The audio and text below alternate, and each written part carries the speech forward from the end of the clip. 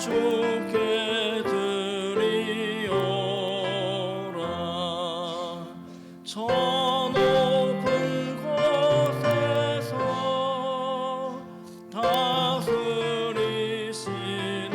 주님, 영원한 하나님, 다 경배하여라.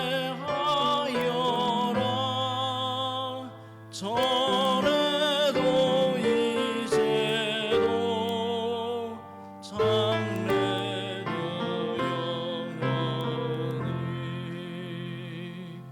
아멘.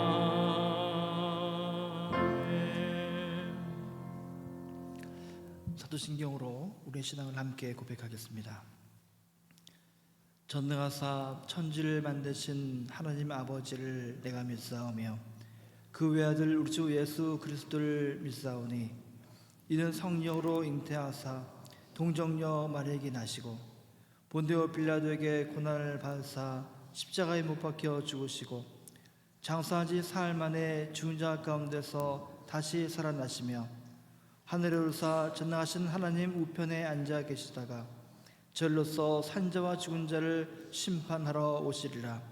성령을 믿사오며 거룩한 공회와 성도와 서로 교통하는 것과 죄를 사하여 주신 것과 몸이 다시 사는 것과 영원히 산 것을 믿사옵나이다.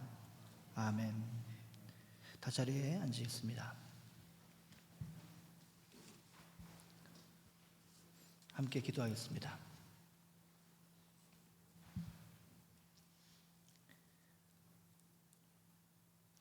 하나님, 하나님의 거룩하심과 인자하심을 기억하게 하시고 주님께서 제정하신 거룩한 주일에 예배당에 함께 모여 예배하게 하심을 감사드립니다. 신령과 진정으로 주님께 예배 드리오니 저희들의 예배를 받아 주시옵소서. 한 주간도 주님의 돌보심과 은혜 가운데 살게 하셨음을 고백합니다. 주님의 자녀로서 예수 그리스도의 제자로서 살게 하셨습니다. 그러나 저희들의 어리석음과 연약함으로 인하여 주님의 말씀대로 살지 못했습니다. 미움이 있는 곳에 사랑의 씨를 심어야 하건만 미움이 더 자라는데 동조하고 방관하고 말았습니다. 다툼이 있는 곳에 화해의 사도로 부름받았지만 용기가 없어서 그저 회피하고 말았습니다. 약하고 소외된 사람들에게 그들의 필요를 따라 도움을 줘야 하건만 일상의 바쁨 속에서 그저 그들을 지나쳐 버리고 말았습니다. 작은 자들에게 한 것이 주님께 한 것과 같다고 하시는 주님의 말씀을 애써 외면했던 저희들의 어리석음과 게으름을 이 시간 회개하오니 주님 저희들을 불쌍히 여겨주시고 다시금 주님의 자녀된 영광된 자리에 걸맞는 그런 생각과 믿음과 삶을 살아낼 수 있도록 저희들을 붙들어 주시옵소서. 주님, 저희 교회를 위해서 기도합니다. 육신의 질병과 마음의 병으로 인하여 고통당하는 형제자매 있습니다. 이들의 신음소리를 외면치 마시고 여호와 라파 치유의 손길을 허락해 주시사 회복시켜 주시고 새 힘을 허락해 주시옵소서. 또한 인간관계의 어려움으로 인하여 밤잠 설치는 형제자매들 주님 함께 하시사 마음에 평안함을 주시고 얽혀있는 여러가지 갈등을 해결해 주시옵소서. 경제적인 어려움으로 인하여 고민하는 형제자매들 주님 이 시간 위로하시사 돕는 자를 허락해 주시고 이들의 앞날 가운데 주님들 동행해 주시옵소서. 또한 가족을 잃고 마음 아파하는, 또 석별의 정을 나눈 형제매 있습니다. 주민들의 마음을 위로해 주시사 하늘의 소망을 품게 하시고 하늘의 기쁨을 미리 누릴 수 있는 그런 역사를 허락해 주시옵소서. 오늘의 말씀을 저희들에게 허락해 주십니다. 주님의 말씀으로 들려지게 하시고 저희들의 믿음이 새로워지는 복된 시간 되게 하여 주시옵소서. 예배와 친교와 교육과 보이지 않는 곳에서 봉사하는 손길들, 주님 이 시간 이들을 기억해 주시고 하늘의 복과 기쁨을 가득 누릴 수 있도록 주님 함께해 주시옵소서. 모든 말씀 예수 그리스도의 이름으로 기도드립니다. 아멘. 만복의 근원 하나님, 온 백성 찬송 드리고 저 전사여 찬송하세. 찬송 성부 성자 성령.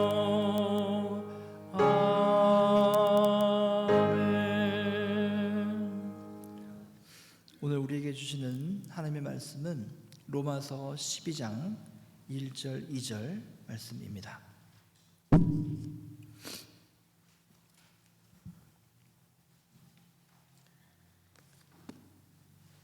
로마서 12장 1절 2절 말씀입니다.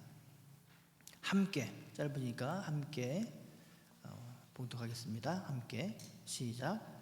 그러므로 형제들아, 내가 하나님의 모든 자비하심으로 너희를 권하노니 너희 몸을 하나님이 기뻐하시는 거룩한 산 제물로 드리라.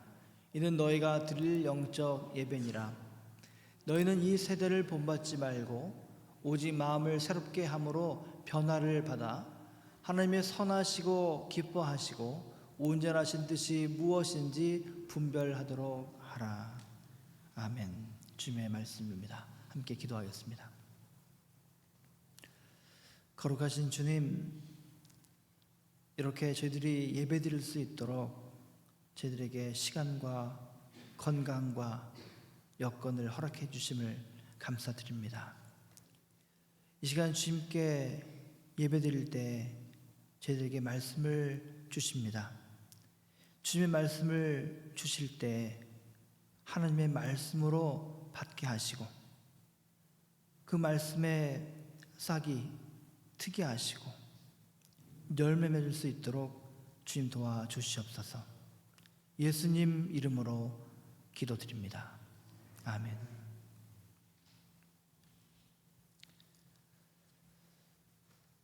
주님의 크신 은총과 평화가, 위로가 이 시간 우리와 함께 하기를 간절히 축원합니다.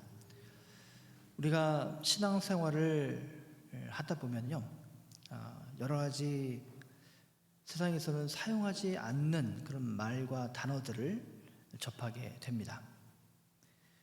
예수님, 성령님 같은 단어 외에도 영생이라는 말, 또 축복이라는 말, 평안, 존귀, 영광, 이런 단어들은 교회 바깥에서는 사용하지 않지요. 오직 교회에서만 사용을 합니다. 그 중에 오늘 설교 제목처럼 이 영적이라는 말, 교회 바깥에서는 사용하지 않는 말이죠. 이 말이 있는데 이 말을 누군가 교회 바깥에서 사용하게 되면 마켓이나 또는 카페 같은 데에서 말을 하게 되면은 누가 말하고 있지? 이렇게 어떤 목사님이지? 어떤 권사님이지? 이렇게 우리 쳐다보게 되죠. 자, 이 말과 영적이란 말과 반대말 무엇입니까? 육적이란 말 하죠. 육적이란 말. 자, 육적이란 말도 생각하겠지만은 이성적이란 말을 떠올릴 때가 있습니다. 이성적이란 말.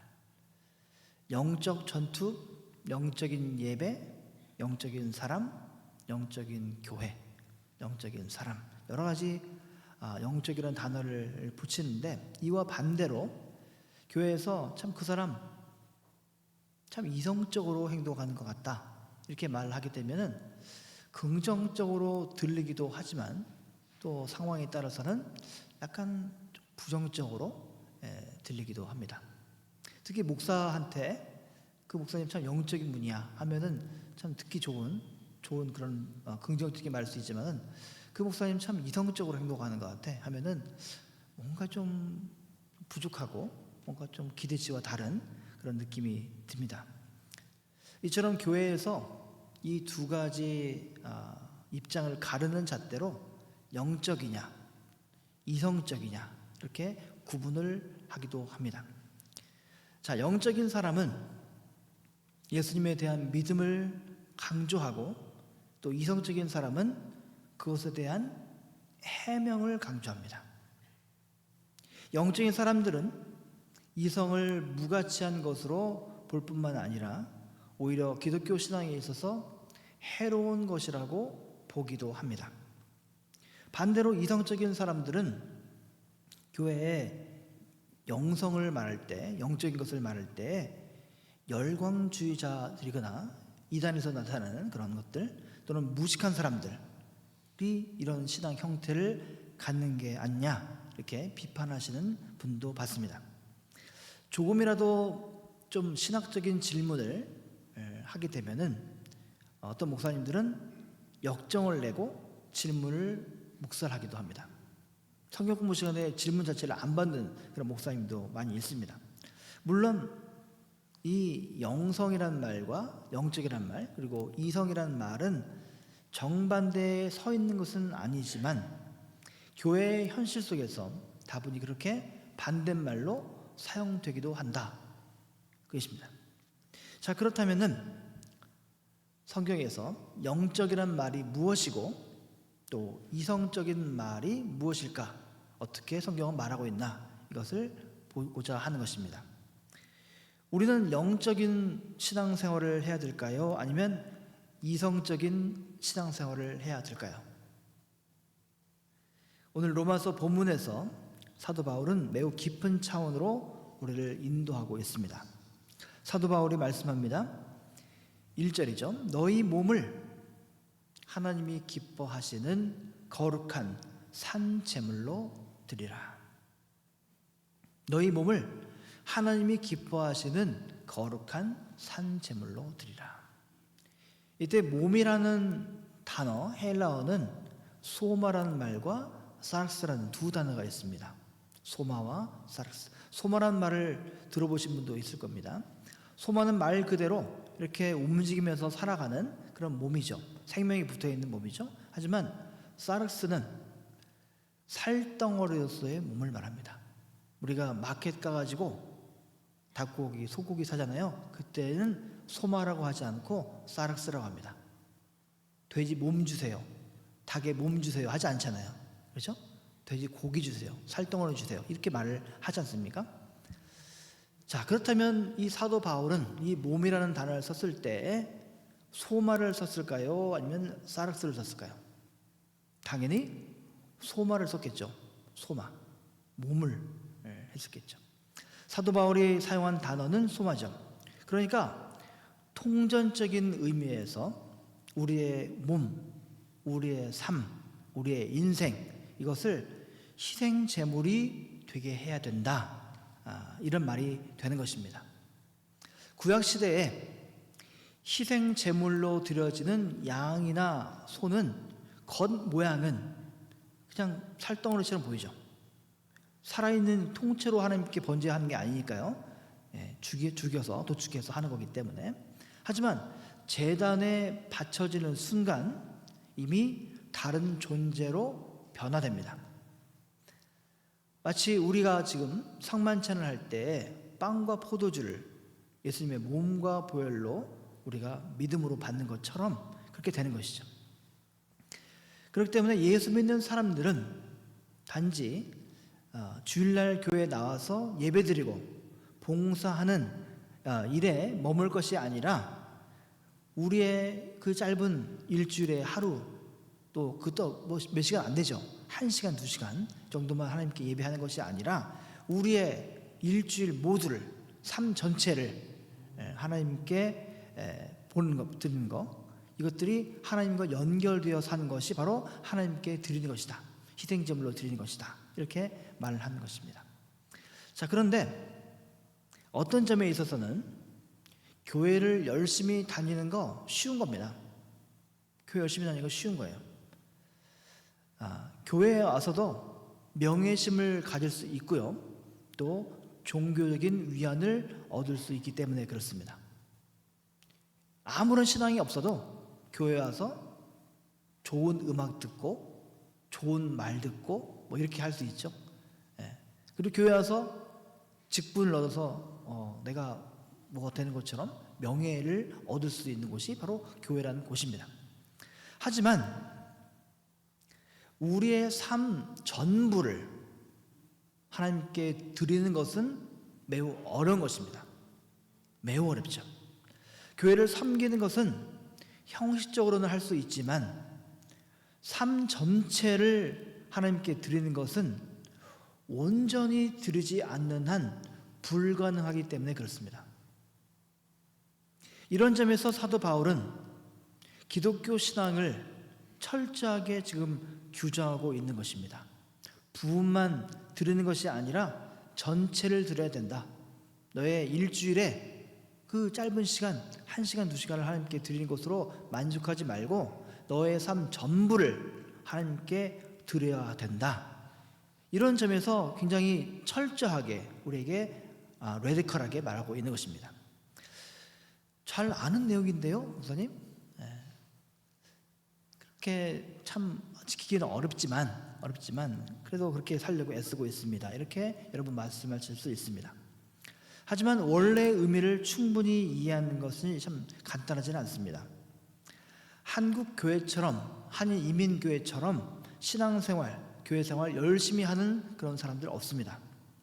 그런데 그 중에서 특히 교회 생활에 열심인 신자들이 있죠. 이분들은 그 중에서도 신앙생활에 열심인 분들은 이렇게 내가 희생제물처럼 살아간다는 자세로 세상 일은 좀 접어두고 신앙적인 일에, 교회 일에 주력하려고 합니다. 매우 열심히 살죠. 좋은 일들이죠. 이렇게 순수하게 신앙생활을 하면서 사는 거 나쁜 것 아닙니다. 하지만 이런 순수한 열정의 신앙이 무턱대고 믿고 노력하는 것만을 의미하게 된다면 충분하지 않다라고 지금 말씀드리는 것입니다. 또 그리고 때로는 기독교 신앙을 왜곡할 수 있다, 이런 말씀을 드리는 것입니다. 왜 그럴까요? 사도 바울은 산 제물로 드리라는 이 말씀을 좀 더 명확하게 규정하기 위해서 뭐라고 했냐면, 이는 너희가 드릴 영적 예배니라, 이렇게 덧붙였습니다. 우리의 삶 전체를 하나님께 드리며 사는 것이 바로 영적 예배다. 이미 알고 있잖아요. 사도 바울은 여기서 삶과 예배를 분리하지 마라, 일치시켜야 된다, 이렇게 말하고 있는 것입니다. 삶이 예배고 예배가 삶이다, 이런 말을 우리 많이 듣고 했지 않습니까? 그렇죠? 삶이 예배고 예배가 삶입니다. 많이 하지 않습니까? 자, 어떻습니까? 여러분, 삶이 예배고 예배가 삶인 것 같으십니까? 우리는 흔히 삶과 예배를 둘로 구분해서 생각하곤 합니다. 우리는 지나치게 성과 속을, 거룩한 것과 속된 것을 구별하는 경향이 있습니다. 세상은 속되고 교회는 거룩하고 주일을 평일과 구별해서 거룩한 날이라고 우리가 생각하곤 합니다. 편의상 이렇게 구분을 하는 것은 어쩔 수 없다 할지라도, 하지만 지금 사도 바울이 말씀하고 있는 것은 근본적으로 똑같은 것이다. 주일과 월요일이 똑같은 것이다. 우리가 예배 시간과 월요일부터 토요일까지 직장에서, 가정에서 만나는 그런 모든 시간들이 똑같은 것이다. 지금 이 말씀을 지금 하고 있는 것입니다. 세상도 거룩할 수 있고 때에 따라서는 교회도 세속적일 수 있다는 것입니다. 예배 시간만 거룩한 시간이 아니라 우리의 모든 인생이 거룩한 시간으로 충만해야 된다. 이 말씀을 하는 것입니다. 삶과 예배를 실제로 하나로 인식하고 살아가는 사람들을 우리는 뭐라고 부르냐면 신비주의자라고 부릅니다. 삶과 예배가 하나가 되는 것이죠. 그런 사람 누가 있습니까? 아시시의 프란체스코 이런 사람들, 에크하르트 이런 사람들은 구변이 없죠. 똑같죠. 그렇다면 우리는 그들처럼 그 신비주의자들처럼 이 세상의 모든 삶을 다 접어두고 다 수도사가 되어야 된단 말인가 이렇게 생각하는 분이 있을 수 있습니다. 우리 모두가 목사가 되어야 되고 선교사가 되어야 되고 수도사가 되라는 말이냐 이렇게 생각할 수가 있죠. 제가 버클리에서 오래 살았어요. 17, 18년 살았습니다. 버클리에서. 그런데 거기 한 교회가 있어요. 근데 그 교회에 참 특이한 교회인데 지금은 교회 이름 바꿨어요. 지금 바꾼 건 아니고 좀 옛날 됐는데 목사님이 참 특별한 목회를 했어요. 그래서 목사님의 집을 개방했고 교회를 개방해서 청년들이 이 교회에서 살아요. 목사님 집에서 함께 살아요. 공동체 생활을 합니다. 몇십 명이 아니라 몇백 명이에요. 굉장히 많은 사람들이 목사님 사택과 그리고 교회가 가지고 있는 집과 교회에서 삽니다. 공동체 생활을 해요. 근데 일이 터졌어요. 갑자기 부모님들이 난리가 난 것이죠. 청년들의 부모님들이. 이 아이들이 모두 신학교에 가겠다라고 결단한 것입니다. 그리고 실제로 신학교를 갔어요. UC 버클리 출신들의 아이들이 좋은 학교 아닙니까? 그 좋은 학교 아이들이 생물학과, 정치학과, 경제학과, 화공학과 좋은 그 과에 있는 아이들이 몽땅 신학교 가겠다고 해버린 거예요. 부모님들이 난리가 난 것이죠. 폭탄 선언이 터진 것이죠. 무슨 집회를 했는지 모르겠지만 한두 명이 아니라 100명, 200명이 되는 교회 청년들이 신학교를 가겠다라고 집단으로 이렇게 결단을 한 것입니다. 실제로 그래버렸어요. 심각하죠? 자,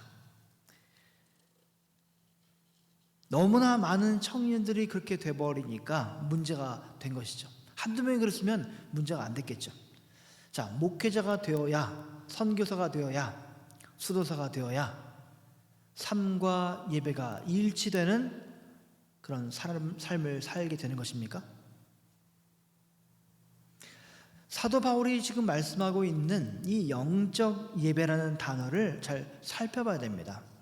공동 번역은 진정한이라고 표현했습니다. 영적 예배를 진정한 예배. 루터는 이거를 이성적인 예배라고 번역을 했습니다. 원래 헬라 성경에는 이 부분을 로기켄 라트레이안 이렇게 표현했어요. 이 말은 뭐냐면 이 로기코스라는 헬라어는 두 가지 의미가 있는데 하나는 rational, 또 다른 하나는 spiritual. 이 두 단어의 뜻으로 해석할 수가 있는 것입니다. 그래서 우리가 보고 있는 이 개역 성경은 이 로기코스를 영적인 것으로 번역을 했고 루터는 이성적인 것으로 번역을 했습니다. 그리고 공동 번역은 이것을 진정한이라고 번역을 했습니다. 다 똑같은 말이다 이렇게 했던 것이죠. 사도 바울이 살던 시대에는 영성과 이성이 동일한 것으로 본 것입니다. 같은 것을 보고 계시죠. 자, 여러분 어떻게 생각하십니까? 이성과 영성이 같은 것입니까? 다른 것입니까? 일반적으로 우리 기독교인들은 이것을 다르게 생각하죠. 다르게 생각합니다. 교회 안에서 저 사람은 참 이성적인 사람이다, 영적인 사람이다 이렇게 말하면은 좀 다르게 생각하죠. 영적인 목사님이야, 저보고 목사님 참 영적인 분이야 하면은 뭔가 이성적인 것을 뛰어넘어서 비이성적으로 비합리적으로 생각하는 사람을 그렇게 의미할 때가 있습니다. 산기도 많이 다니고 한국처럼 또 성경을 굉장히 많이 읽고 또 말투도 참 거룩한 말만 하고 이렇게 하는 것처럼 할 때에 그 사람은 참 영적이다 이렇게 말을 하곤 합니다. 세속적인 것을 극복하고 무언가 신비로운 가치를 회복하자는 그런 의미를 갖고 있겠죠. 자, 이런 생각이 근본적으로는 틀린 게 아닙니다. 맞죠? 맞습니다.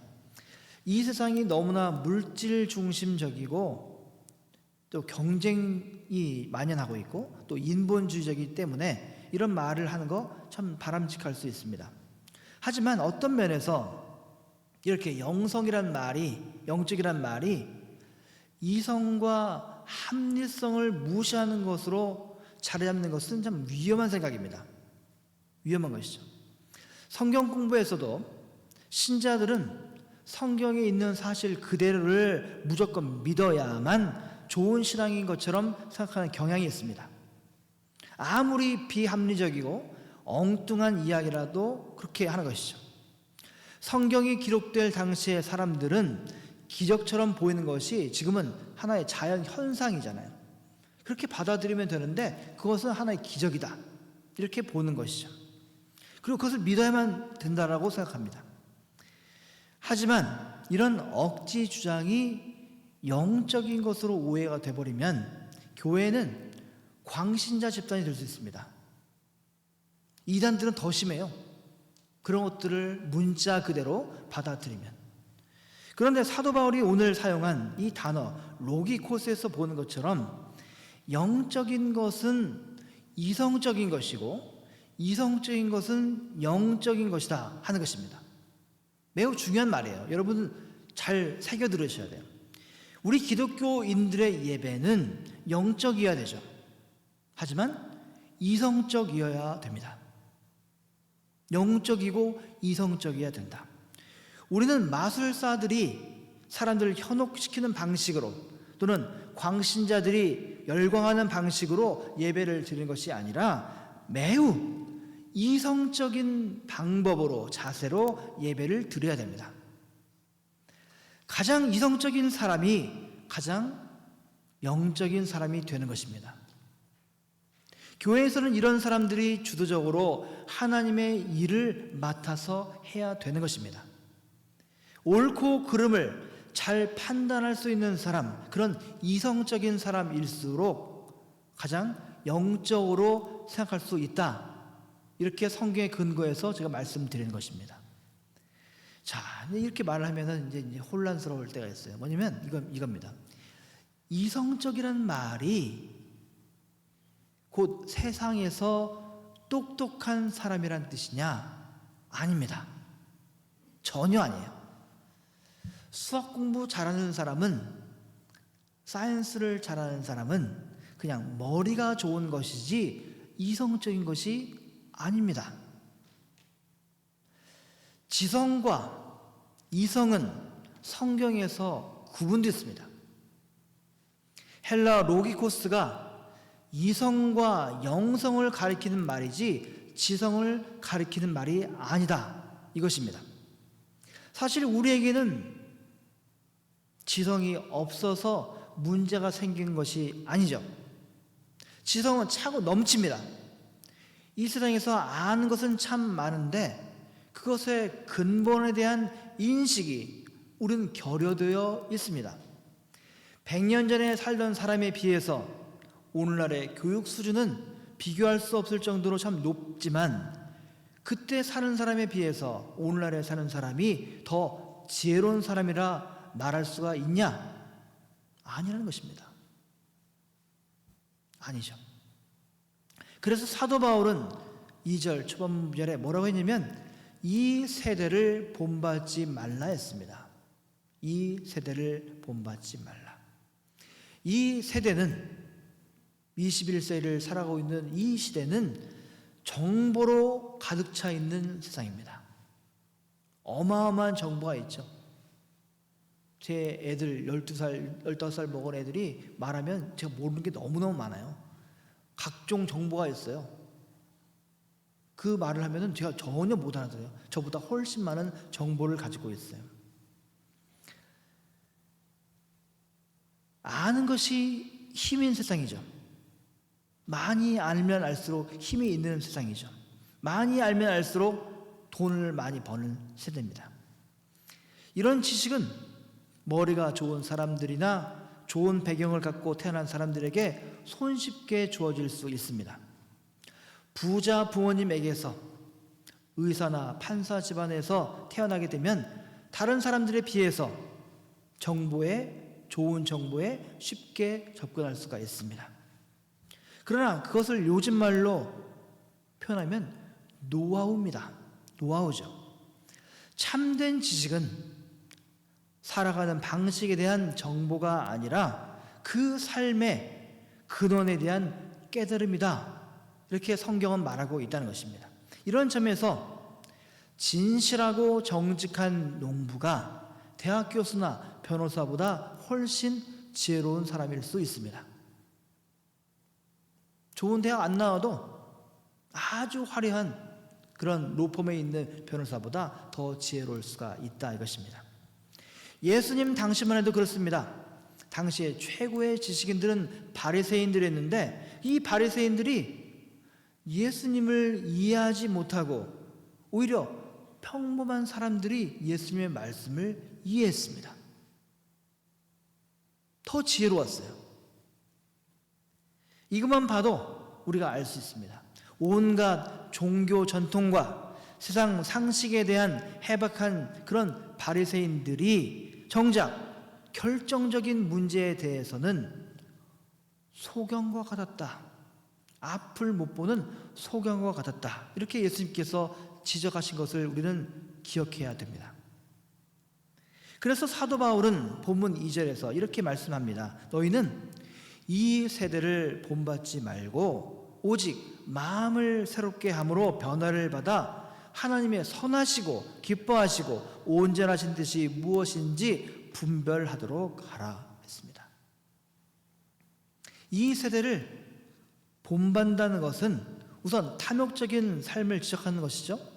하지만 더 근본적으로는 이 세상에서의 지성적이고 세련된 삶을 말하고 있는 것입니다.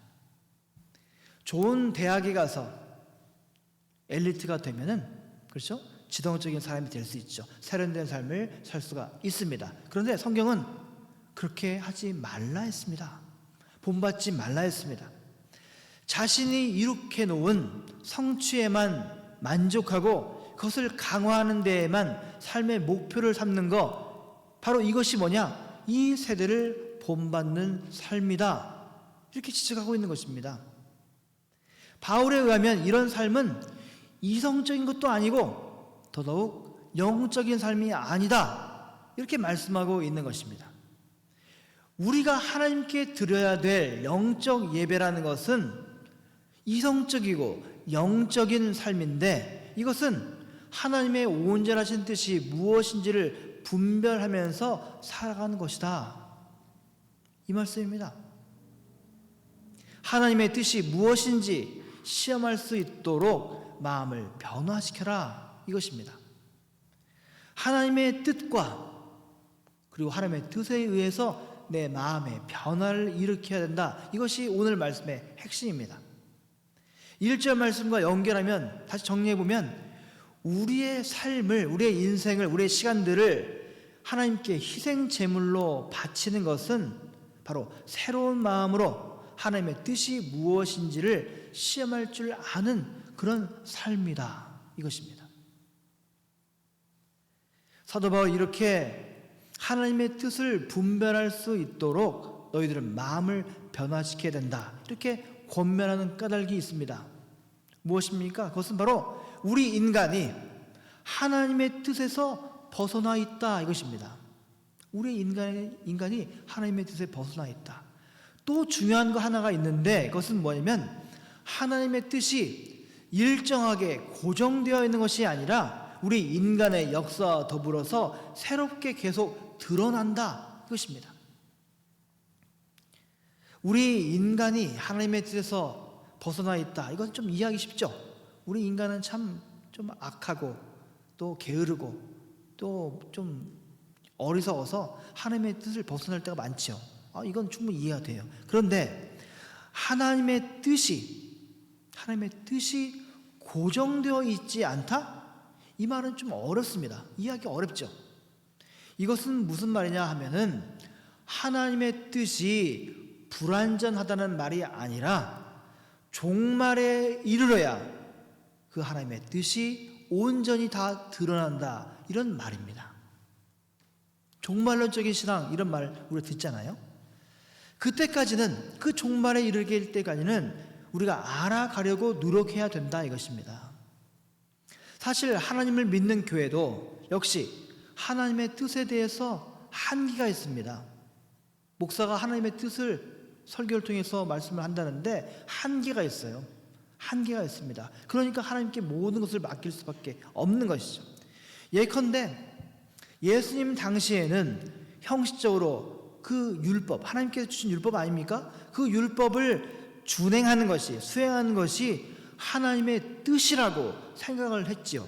하지만 예수님 이후로 아무도 그렇게 생각하지 않습니다.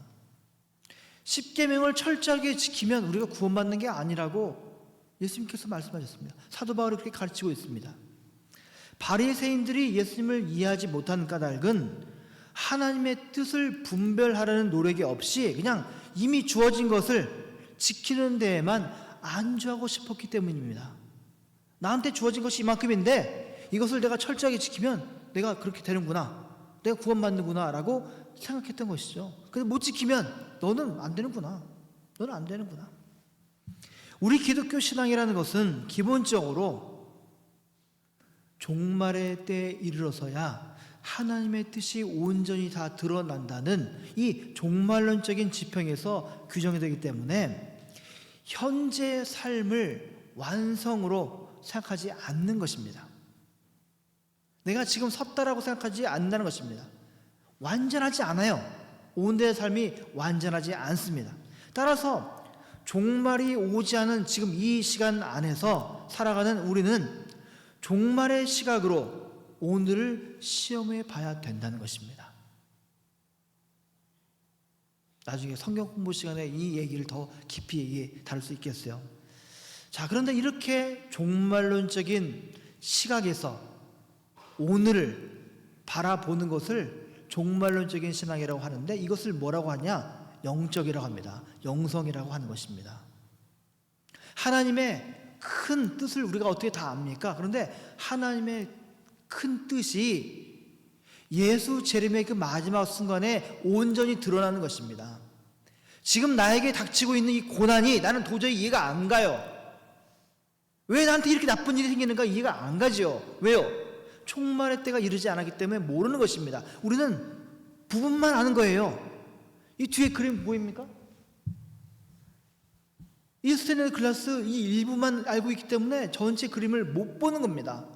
이 전체 그림을 통해서 이 부분이 어디였구나를 아는 것을, 그렇게 보는 것을 영적인 것이다 하는 것입니다. 이렇게 하는 것을 영적인 예배, 이성적인 예배라고 부르는 것입니다. 우리의 삶을 하나님께 온전히 희생제물로 바치는 것, 이것을 영적인 예배, 이성적인 예배라고 사도 바울이 우리에게 지금 말씀하고 있는 것입니다. 이런 점에서 우리 기독교인들이 할 일이 뭐가 있죠? 늘 깨어있는 것입니다. 다 끝난 게 아닙니다. 늘 깨어있는 것이죠. 쉬지 말고 기도하는 것이죠. 남을 비판하고 나 자신의 우월감을 내보이기 위해서 남과의 경쟁에서 이기려고 긴장하는 것이 아니라 종말론적인 하나님의 뜻이 무엇인지를 알기 위해서 깨어있는 것입니다. 깨어있는 것입니다. 우선 우리 교회 자신의 모습이 과연 하나님의 뜻에 맞는지 안 맞는지 이성적으로, 영적으로 시험해 봐야 되는 것입니다. 우리가 늘상 말하고 있는 이 구원이라는 말, 하나님의 나라가 과연 생명을 살리는 곳을 향하고 있는지 아니면 우리 자신의 합리화를 위해서 하는 것인지 영적으로, 이성적으로 시험해 봐야 된다는 것입니다.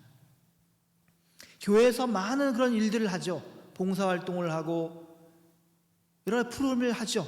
이것이 과연 생명을 살리는 일을 하고 있는 것인지 생명을 파괴하고 있는 것인지 우리가 봐야 된다는 것입니다.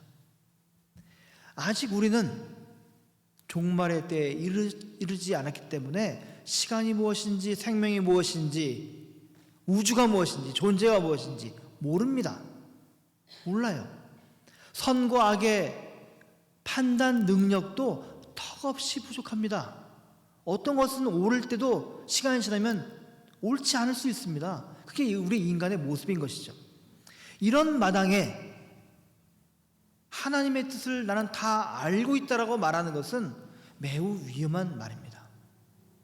하나님의 뜻을 어떻게 다 압니까? 또 내가 그것을 다 독점하고 있다라고 말하는 것은 얼마나 위험한 생각입니까? 그것은 신앙이 아닙니다. 그것은 불경건한 것입니다. 불신앙이죠. 우리는 우리의 지성만을 가지고 내가 좋은 대학에 가고 많은 공부를 하고 많은 책을 읽었다고 해서 하나님의 뜻을 깨달을 수 있는 게 아닙니다. 우리는 이성적이고 더욱 영적이어야만 되는 것입니다. 그래서 사도 바울은 이렇게 말씀합니다. 오직 마음을 새롭게 하라 했습니다. 오직 마음을 새롭게 하라. 우리는 이 시간 예배로 모였습니다. 예배 후에 일주일의 삶이 우리에게 펼쳐질 것입니다. 이 모두는 하나님께 드려야 될 영적이요 이성적인 예배의 시간인 것입니다.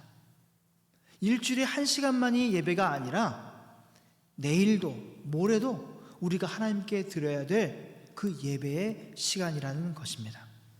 자고 나서 이불을 갤 때도, 설거지를 할 때도, 운전을 할 때도, 일터에서 일을 할 때도, 가족과 친구들과 이야기를 나눌 때에도 그 모두가 하나님께 드려야 될 영적 예배의 시간인 것입니다.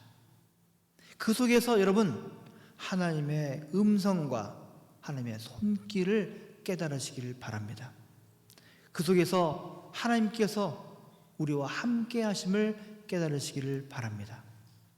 그 속에서 저와 여러분을 향한 하나님의 뜻을 온전히 헤아리시는 우리 모두가 되기를 간절히 축원합니다. 아멘. 기도하겠습니다.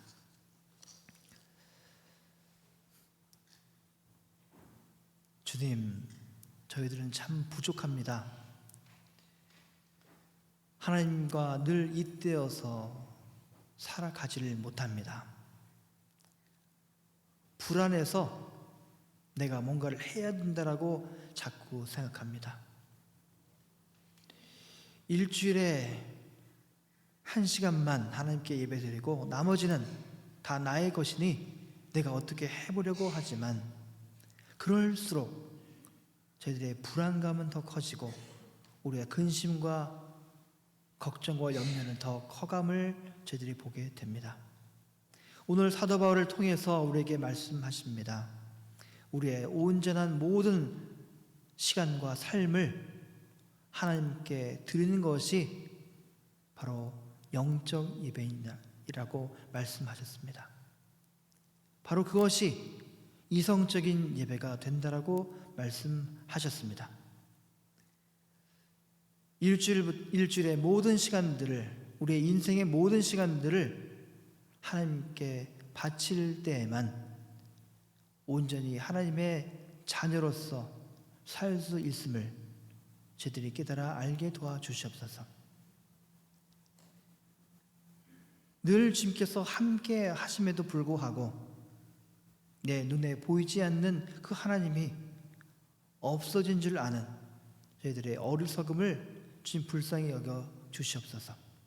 늘 저희와 동행하시고 격려하시고 인도하시고 보살피고 계시는 그 주님을 인식하고 깨달아 알아가는 우리 교회가 되게 하여 주시옵소서. 예수님 이름으로 기도드립니다. 아멘. 함께 찬송 302장 부르시면서 하나님께 봉헌하시겠습니다.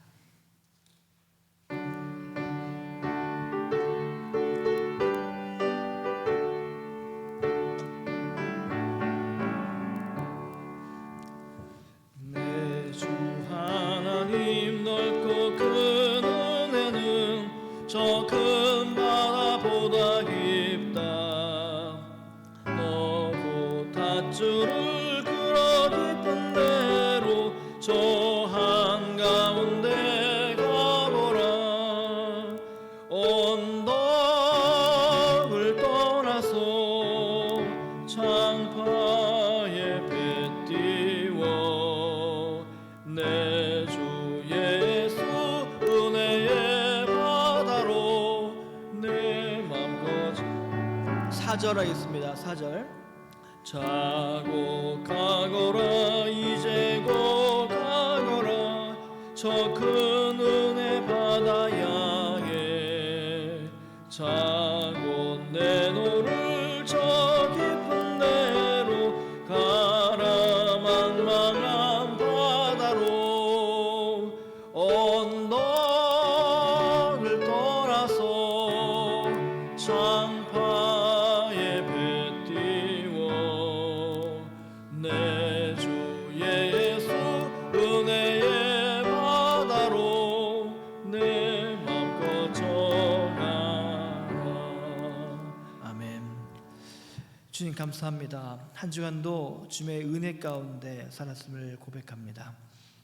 저희들에게 여러 감사의 제목을 주셨습니다. 때로는 힘들고 어려운 순간도 있었지만 주께서 늘 임마누엘로 동행하셨음을 저희들이 인정하고 고백합니다. 이 시간 주님께 감사의 예물을 올립니다. 처음 것을 올려드립니다. 이 헌물이 쓰이는 곳마다 주님의 사랑과 영광이 드러나게 도와주시옵소서. 또한 저희들의 삶을 보살펴 주시고 늘 주님의 뜻 가운데 살아가는 우리 모두가 되게 하여 주시옵소서. 예수님 이름으로 기도드립니다. 아멘. 자, 이 시간은 색깔적 환영식입니다. 어떤 교회들은 따로 시간을 내서 프로그램도 하지만 우리 교회는 예배 시간 중에 하고 있는데 우리 김경옥 성도님이 호칭을 뺄게요. 차라리 김경옥 그리고 이정한 정지영 세 분 앞으로 나오시면 우리 환영식 진행하겠습니다. 앞으로 나오시면 좋겠습니다.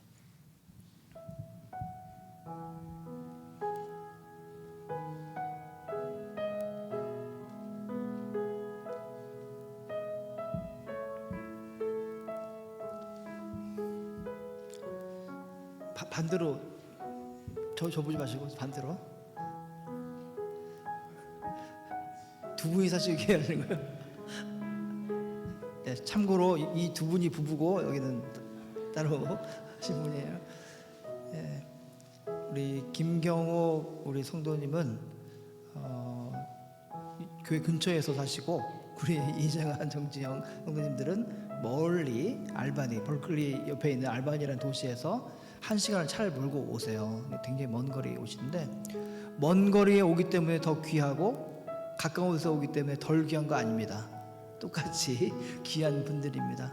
그리고 교족부에 쓰시면서 또 그 자녀들 얘기도 듣고 이렇게 했는데 참 귀하신 분들이 우리 교회에 오셔서 벌써 이제 한 달 넘어서 2달째 이제 함께 신앙생활 하기로 또 마음 먹으시고 또 얘기를 나눠보니까 참 많은 것을 배울 수 있고 또 신앙에 또 연륜도 있으신 분들이에요. 그래서 너무나 감사하고 예전에는 불쑥 한 말씀 하시라고 했는데 좀 결례인 것 같고 말씀 안 할게요. 안 하고 함께 잠깐 기도하고 박수로 환영하겠습니다. 기도하겠습니다. 주님 감사합니다. 주께서 사랑하시는 우리 김경호, 이정한 정지영 귀한 분들을 저희들에게 보내주셨습니다. 우리 산에서 연합교회가 하나님의 교회, 더욱더 하나님께서 기뻐하시는 교회가 되기를 원합니다. 우리 교회의 한 식구들이 되어서 더욱더 믿음이 커가고 또 믿음을 나누고 또 사랑을 나누고 또 하나님의 놀라우신 그 은혜를 서로 나눌 수 있는 그런 귀한 역사를 허락해 주시옵소서. 이들의 가정을 지켜주시고 이들의 일터와 또 생각들을 주께서 늘 지켜주셔서 정말 귀한 열매를 맺어가는 그런 신앙생활을 되게 하시고 또 세상 속에서도 귀하게 쓰임받는 사람들 되게 하여 주시옵소서. 저희들의 교회에 새 식구가 되어서 정말 신앙생활을 할 때에 더욱더 하나님께서 기뻐하시는 교회로 더 커갈 수 있도록 저희들 기대합니다. 주님 허락해 주시옵소서. 예수님 이름으로 기도드립니다. 아멘. 자, 박수로 또 크게 하시기 바랍니다.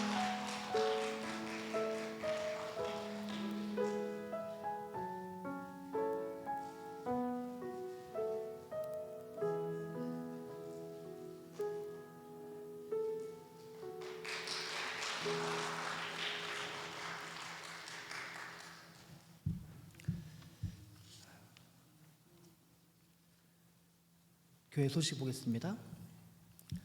새거지 환영 이름을 꼭 기억하세요. 우리 교회가 1000명 모이는 교회가 아닌데 이름을 잘 모르시는 것 같아요. 그래서 서로 새로 오시면은 이름을 꼭 기억해 주시기 바랍니다. 교육부를 위해서 또 지속적인 기도 관심 부탁드립니다. 그리고 예배팀 봉사하실 분들 기다리고 있습니다. 김윤성 원사님 시어머님께서 돌아가셨고 25일 날 목요일 날 장례식이 있었습니다. 하나님의 위로와 평강이 함께 하시기를 기원합니다. 또 친교 나눌 때 서로 위로하는 시간 됐으면 좋겠습니다. 이번 주 토요일 날 미랄 선교 있습니다. 그리고 매일 성경 5, 6월로 나왔는데 받아가시면 되겠습니다. 나머지는 주보 참조하시면 되겠습니다. 다 일어나셔서 함께 찬양 하나님께 올리겠습니다.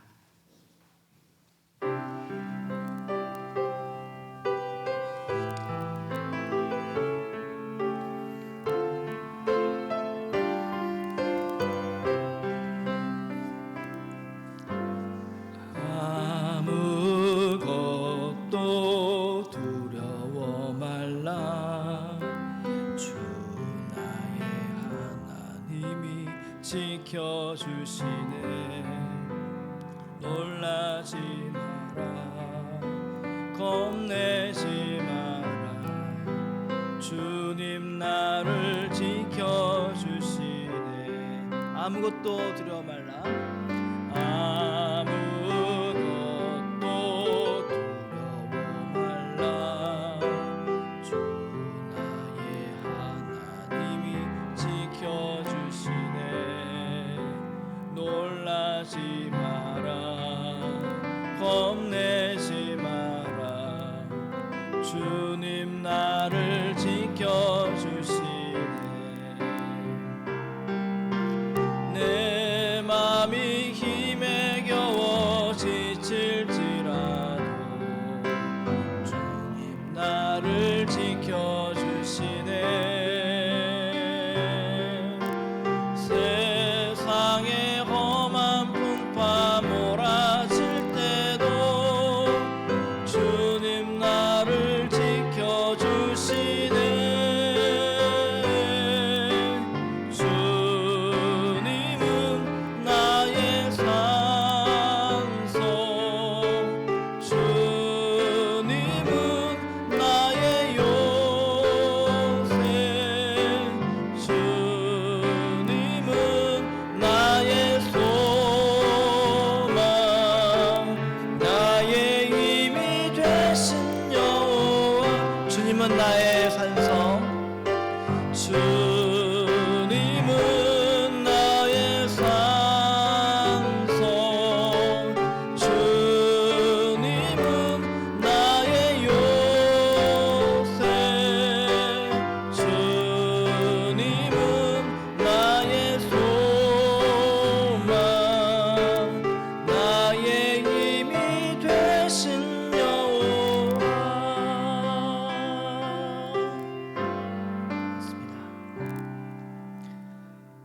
이제는 성자 예수 그리스도의 크신 은혜와 성부 하나님의 극진하신 사랑하심과 성령 하나님의 역사교통 위로 내주하심이 주의 사랑하는 믿음 식구들 가운데, 그리고 이들의 가정과 기업과 일터와 미래 가운데 지금부터 영원토록 함께 하시기를 간절히 축원하옵나이다. 아멘.